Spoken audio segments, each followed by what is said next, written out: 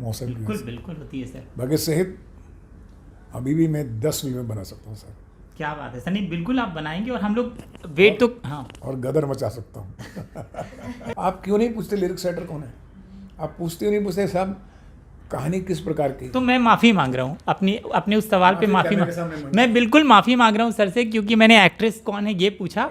इसकी पूछने की एक वजह भी थी, फिर भी मैं माफ़ी मांगता हूँ क्योंकि आप लॉन्च करते हैं, बहुत सारी हीरोइंस को आपने लॉन्च किया, तो ये मेरा पहला सवाल था और मैं कैमरे पे माफ़ी मांगता हूँ और ये चलेगा। लेकिन अब मैं जानना चाहता हूँ। ये चलेगा, ध्यान रखिए। बिल्कुल चलेगा। अरे आपसे माफ़ी आप एडिट नहीं करेंगे सर, ये मेरा बहुत बड़ा सौभाग्य है कि मैं आपसे माफ़ी मांग रहा हूँ और मैं 1000 बार मांग सकता हूँ सर, ये क्या है? मैं माफी के पॉइंट ऑफ से नहीं बोल रहा हूँ। मैं अपने आप को स्टूडेंट ऑफ सिनेमा समझता हूँ। पहले भी समझता था कि एक अच्छी फिल्म बनाने का माना है, चलो अच्छी फिल्म बनाते हैं, बस इसके सिवा कुछ नहीं। कोई टाइटल मेरा नहीं है, मेरा नाम सिर्फ सुभाष है, वो भी मेरे माता पिता ने रखा है। मेरा बस होता तो मैं अपना नाम ईश्वर रखता। अगला सवाल डर डर के पूछ रहा हूँ, फिर आप मुझे कहेंगे अपनी जात पे आ गए। अभी भी आप खलनायक की बात करते हैं तो आपको चोली के पीछे क्या ऐसा कुछ जाता है? शर्म करो। आप तो डांटो मेरे को।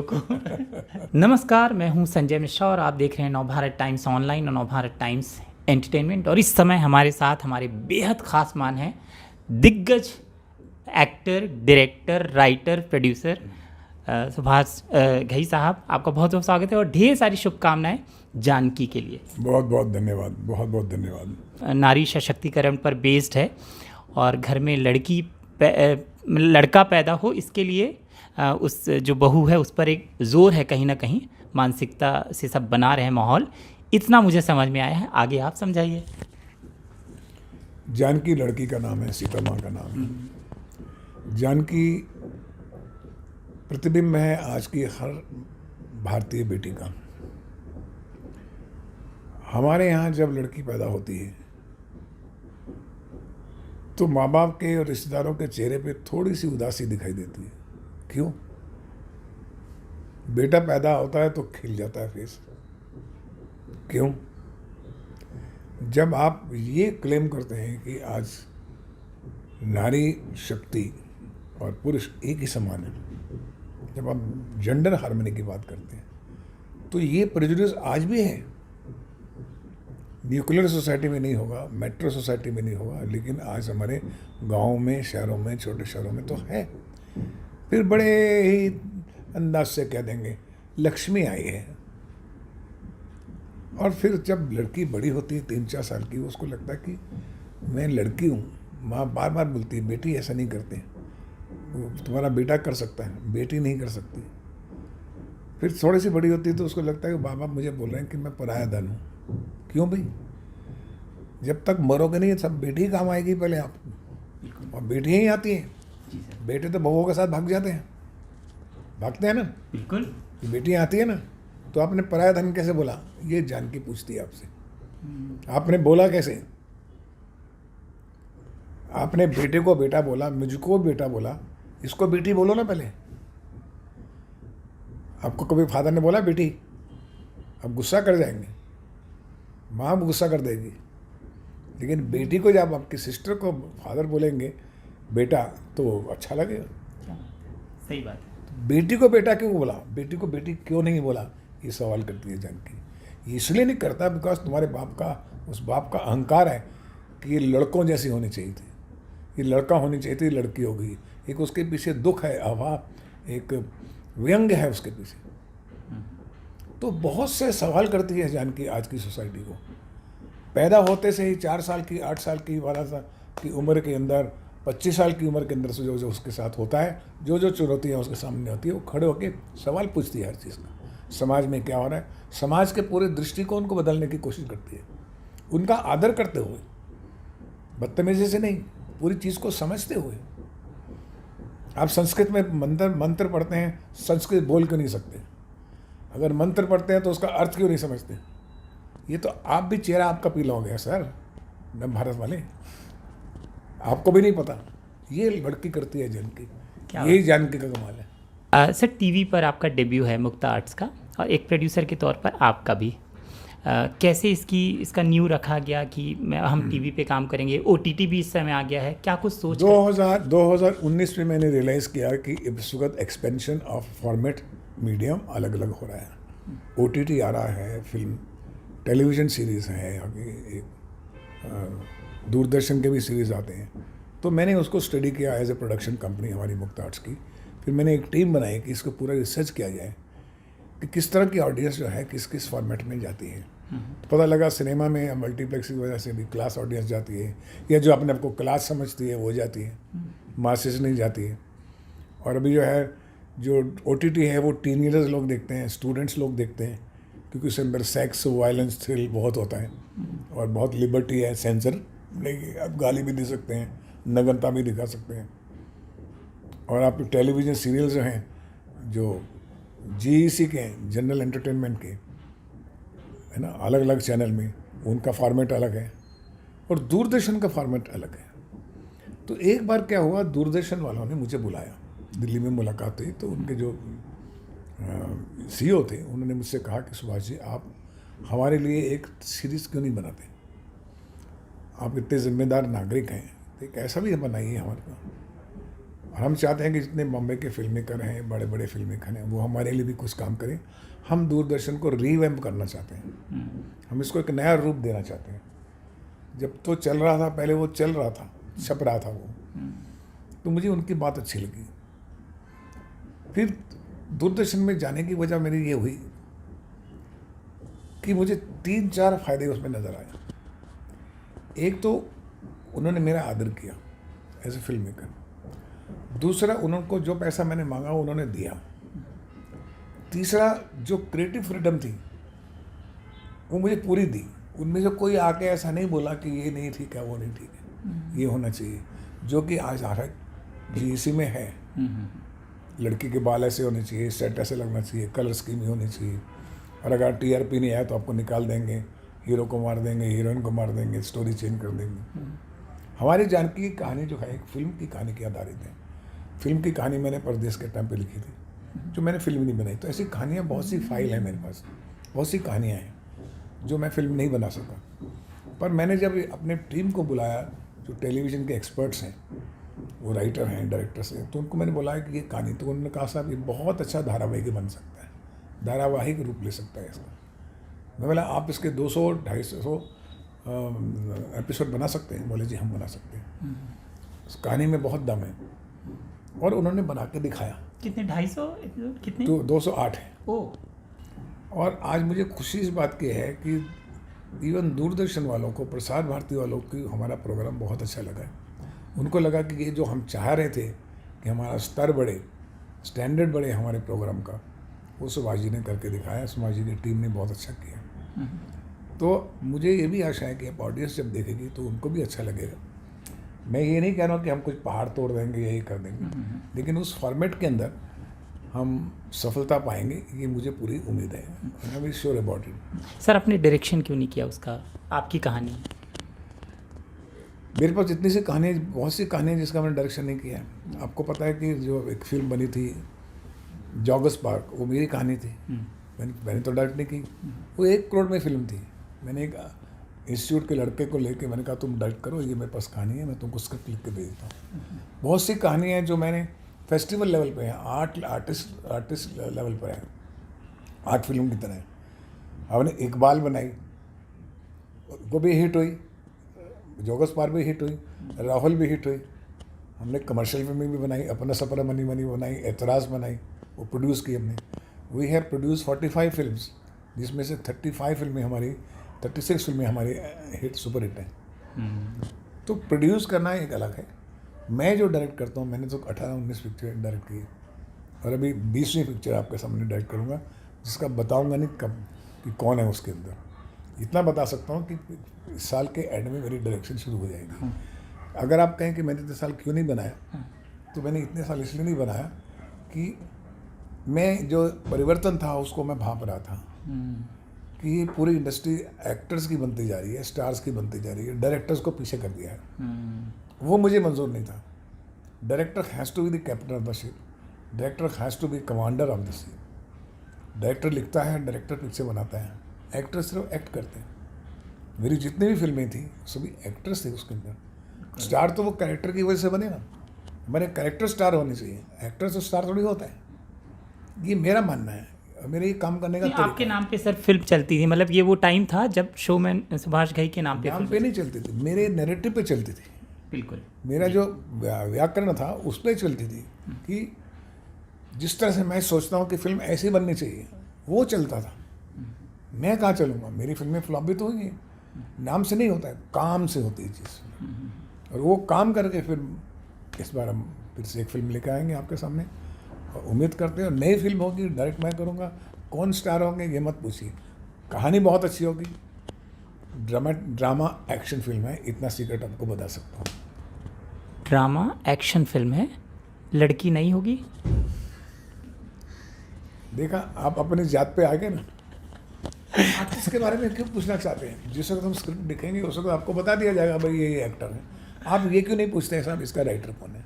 आप राइटर कौन है? ये गलत है। आपने ये क्यों नहीं पूछते राइटर कौन है? आप ये क्यों नहीं पूछते इसका म्यूजिक राइटर कौन है, कौन लिरिक्स राइटर है, कौन गीत लिखेगा? ये बात तो आप साहित्य की बोलते नहीं, क्रिटिसाइज करते हैं दूसरे की फिल्म को। क्या बनाई है फिल्म, चल रही तो क्या हुआ, हमें नहीं चाहिए। आज आपके दिल की बात करेंगे, आज इसके राइटर की बात करेंगे, इसके गीतकार की बात करेंगे, म्यूजिक की बात करेंगे, जो आपका। अभी नहीं करेंगे, आपने पूछा नहीं इसलिए मैंने आपको पूछा, इसलिए आप बात करेंगे। आपने एक्टर के बारे में पूछा, वही इसी बात से मैं चिढ़ता हूँ कि आप एक फिल्म मेकर को कैसे पूछ सकते हैं एक्टर कौन है? आप क्यों नहीं पूछते लिरिक्स राइटर कौन है? आप पूछते क्यों नहीं पूछते साहब कहानी किस प्रकार की? तो मैं माफ़ी मांग रहा हूँ अपने उस सवाल पे माफी माफ़ी मैं बिल्कुल माफ़ी मांग रहा हूँ सर से, क्योंकि मैंने एक्ट्रेस कौन है ये पूछा। इसकी पूछने की एक वजह भी थी, फिर भी मैं माफ़ी मांगता हूँ क्योंकि आप लॉन्च करते हैं, बहुत सारी हीरोइंस को आपने लॉन्च किया, तो ये मेरा पहला सवाल था और मैं कैमरे पे माफ़ी मांगता हूँ और ये चलेगा। लेकिन अब मैं जानना चाहता हूँ। ये चलेगा, ध्यान रखिए। बिल्कुल चलेगा। अरे आपसे माफ़ी आप एडिट नहीं करेंगे सर, ये मेरा बहुत बड़ा सौभाग्य है कि मैं आपसे माफ़ी मांग रहा हूँ और मैं 1000 बार मांग सकता हूँ सर। ये क्या है? मैं माफी के पॉइंट ऑफ से नहीं बोल रहा हूँ, आपकी बात नहीं है। देखिए मैं आपको बताऊँ, पूरे मीडिया ऐसा करता है। अगर आप देखें पूरे हिंदुस्तान, इवन ऑडियंस भी ऐसे पूछती है पिक्चर बनाने कौन है एक्टर, तो मैं उनके तो भोलापन को समझ सकता हूँ कि वो एक्टर से ताल्लुक़ रखते हैं, पर्दे पे जाके एक्टर को देखते हैं। लेकिन जो मीडिया है वो तो समझता है ना, वो समझता है क्रिएटिव फील्ड क्या है और परफॉर्मिंग फील्ड क्या है। ये एक्टर, सिंगर्स, परफॉर्मर होते हैं, इसके क्रिएटिव लोग कौन है? तो वो जब पूछते हैं तब मेरे को ऐसा लगता है कि इन्होंने बाकी बात तो पूछी नहीं। हाँ, आप सब कुछ पूछ लीजिए, फिर आप बोलिए किस तरह के एक्टर आप लेंगे, वो मैं आपको बता सकता हूँ कि इनको परफॉर्म कौन करेगा।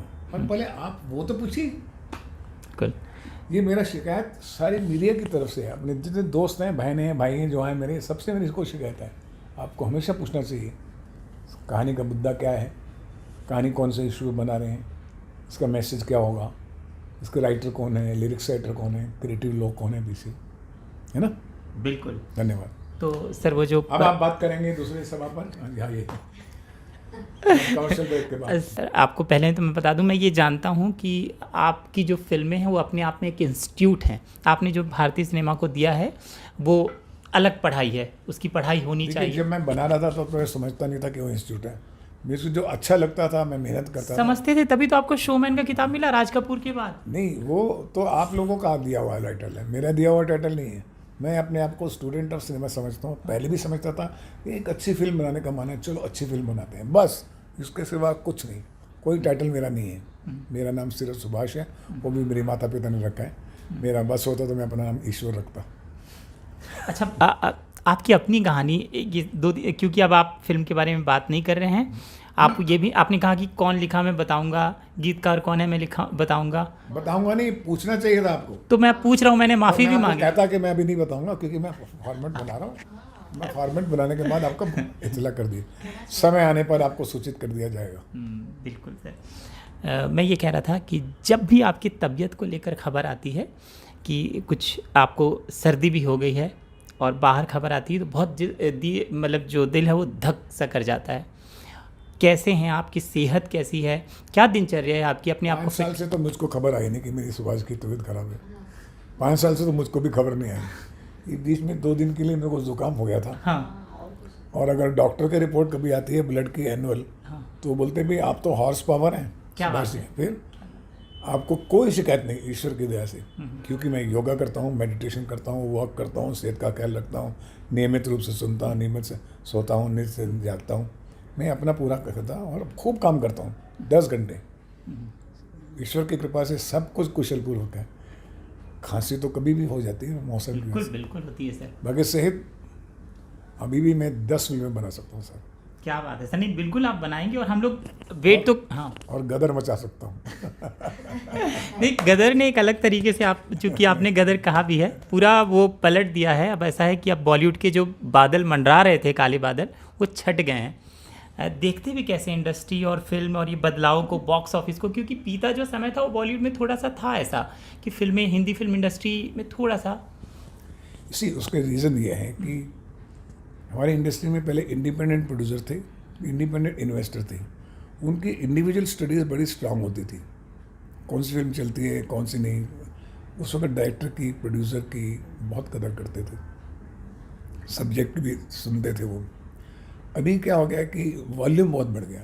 एक कोई भी कंपनी जो कॉर्पोरेट बनती है, स्टूडियो बनता है, तो उसको 20 फिल्में 50 फिल्में पर ईयर रिलीज़ करनी पड़ती है, बिकॉज उसको इतने फंड्स आ गए हैं। अगर 2000 करोड़ रुपए आ गया तो क्या करेगा बेचारा? 50 फिल्में बनाएगा तो कौन कौन सी फिल्म को ध्यान में रखेगा? तू भी बना ले, तू भी बना ले, फिर A to Z, Tom, Dick and Harry सब लोग बनाने लग गए, है ना। तो जब वो बनाने लगे तो वॉल्यूम बढ़ गया ना, तो फिर वॉल्यूम बढ़ता है तो क्वालिटी कम होती है। तो अभी और फिर कॉर्पोरेट सिस्टम से क्या होता है कि एक चीज़ को 25 आदमी डिसाइड करते हैं कि ये फिल्म ये बननी चाहिए, ये नहीं बननी चाहिए। अब 25 आदमियों का ब्रेन थोड़ी होता है, फिल्म तो एक आदमी 3 आदमियों की होती है, इन्वेस्टर की, डायरेक्टर की और प्रोड्यूसर की। तो ये जो वॉल्यूम बढ़ा है उसकी वजह से सब गड़बड़ हुआ है। जब कॉमर्स ने has taken over the creative art, उसकी वजह से ज़्यादा हुआ। व्यापार ने हमारी कला को दूसरे तरीके से देखना शुरू कर दिया। सर OTT में आप कदम रखेंगे एक डायरेक्टर के तौर पर, क्या सोचा आपने? OTT क्योंकि वर्ल्ड लेवल पे जा रहा है और मैं तमाम, मुझे नहीं लगता कि मैं डायरेक्टर बन पाऊंगा उसमें या नहीं, फिट होता हूँ कि नहीं, लेकिन प्रोड्यूस तो हम डेफिनेटली कर रहे हैं। वो हमने सब्जेक्ट भी बहुत से तैयार किए हैं, स्टूडियो से बात भी हुई है OTT के सब्जेक्ट। लेकिन OTT के सब्जेक्ट में भी मैं स्वच्छता चाहता हूँ। मैं चाहता हूँ मैसेज होना चाहिए उसमें, एक ऐसी बात होनी चाहिए जिसको लोग देख के थोड़ा सा 2% भी मैंने आपके ज़िंदगी में कंट्रीब्यूट कर दिया तो मेरा प्ले जो है वो कामयाब होगा। मैं उस तरह से नहीं कि जो भेड़ चाल चल रही है तो यही बनाओ, वो मैं नहीं कहूँगा कभी। प्रोड्यूस भी करेंगे तो हम अच्छे तरीके से करेंगे। हमने इकबाल भी तो प्रोड्यूस की ना, बिल्कुल अच्छी फिल्में भी हमारा मन करता है कि अच्छी फिल्में बनाएं जिससे समाज को और देश को एक थोड़ा सा, एक चींटी भर का कदम मिल लिया ना तो बहुत बड़ी बात है। अगला सवाल डर डर के पूछ रहा हूँ, फिर आप मुझे कहेंगे अपनी जात पे आ गए। तो लेकिन वो मुझे वो जो गाना है चोली के पीछे सर, वो गाना ना मुझे ऐसा लगता है उसने पूरे उसको चेंज किया था। एक बहुत बड़ा साहसी कदम भी था, क्योंकि उस तरह का गाना लोग एक साथ देख रहे थे, फैमिली के साथ देख रहे थे। और तो ये जब गाना ये लिखा जा रहा था और बनाया जा रहा था, तो मैं इसका ट्रिविया भी जानना चाहता हूँ कि लोगों ने कहा होगा कि ये बहुत बोल्ड गाना है, या क्या हुआ था, कैसे बना था ये? सब आपको पता है। नहीं, इस गाने की बहुत प्रोटेस्ट हुए थे, पता है ना आपको? छोटा था सर, मैं तो बच्चा था। छोटा, पूछ लीजिए किससे, घर का होमवर्क तो किया होगा। हाँ मतलब मीडिया वाले हैं, अब रिस्पॉन्सिबल मीडिया के बोले, अभी तो बच्चे नहीं हैं। इसका बहुत प्रोटेस्ट हुआ था, ये हुआ था, लेकिन ये गाना उतना ही लोगों ने कबूल किया। हाँ, तो समाज ने कबूल किया और आप क्रिटिसाइज कर रहे हैं। समाज ने तो मैक्सिमम कर किया। एक हफ्ते के अंदर 1 करोड़ कैसेट बिका था, ये मालूम है आपको? इतना तो पढ़ा, फिर मैं जानता हूँ प्रोटेस्ट हुआ था। देखिए उस फिल्म के अंदर खलनायक में एक मेरा बहुत फेवरेट गाना था, उसका नाम था ओ माँ तुझे सलाम तेरे बच्चे प्यारे तुझको, रावण हो या राम, जगजीत सिंह ने गाया था। वो मेरा मोस्ट फेवरेट था हम सब लोगों का। हमें नहीं मालूम था कि ये जो चोली के पीछे गाना है ये इतना बड़ा हिट हो जाएगा। हमने तो ऐसे फोक सॉन्ग लिख दिया, फोक सॉन्ग की तरह उसको पिक्चराइज कर लिया। For me it was not a great thing कि एक लड़की है वो मजना करके उसको धोखे में लेके जाती है, वो धोखे में उसको ले जाता है। सिचुएशन थी उसकी, आपने उसको बड़ा बना दिया। मैंने बड़ा नहीं बना, मैंने तो माँ तुझे सलाम तेरे बच्चे प्यारे तुझको, रावण हो या राम, बल्लू बलराम के बारे में जो माँ सोचती है और वेट करती रहती है, वो मेरी कहानी है। वो कहानी भी नहीं आप समझे। अभी भी आप खलनायक की बात करते हैं तो आपको चोली के पीछे क्या ऐसा कुछ जाता है, शर्म करो। आप तो डांटो मेरे को। धन्यवाद, थैंक यू। चलिए, हमसे बात करने के लिए बहुत बहुत शुक्रिया। और ढेर सारी वो ये सब, हाँ। अभी रिसेंटली मैं बताता हूँ, अभी हमारे 37 साल हो गए कर्मा को। अभी कर्मा का हमने वही गीत हर कर्म अपना करेंगे, वो संस्कृत में बनाया।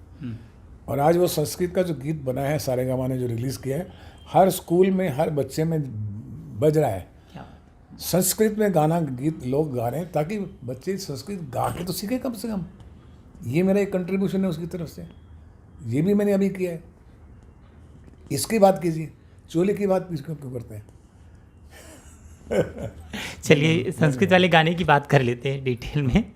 कैसे सोचा कि उसको संस्कृत में बनाया जाए? और इसलिए सोचा कि बस मैंने बोला हाँ, मैं एक इतनी बड़ी आइकॉनिक सॉन्ग को जो कि गांव-गांव बजता है, हर फेस्टिवल में चलता है, हर कर्म, तो इसको ट्रिब्यूट कैसे दिया जाए। तो मैंने कविता जी को फ़ोन किया कि मेरा ऐसा कॉन्सेप्ट है कि मैं इसको संस्कृत में ट्रांसलेट करूँ, लेकिन ये ओरिजिनल तरीके से रहना चाहिए।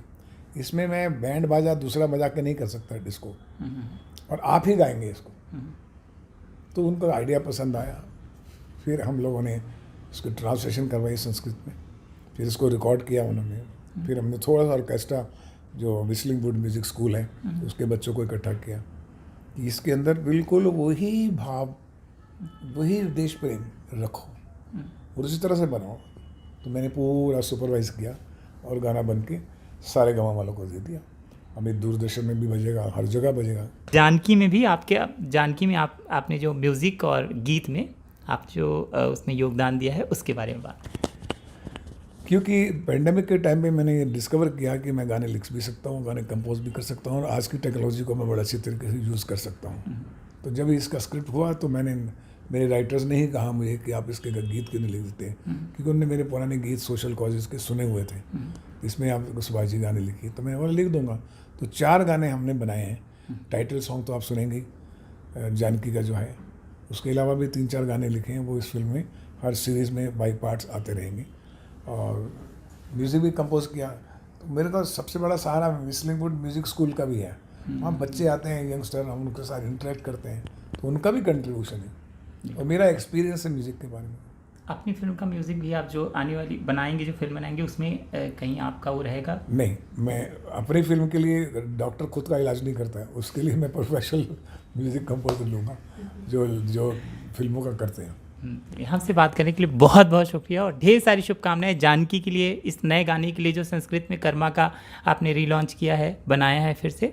और अगली जो फिल्म इस साल के अंत में आप अनाउंस करेंगे, अभी बताएंगे हमको, उसकी भी शुभकामनाएं। थैंक यू, बहुत बहुत बहुत बहुत शुक्रिया। Thank you.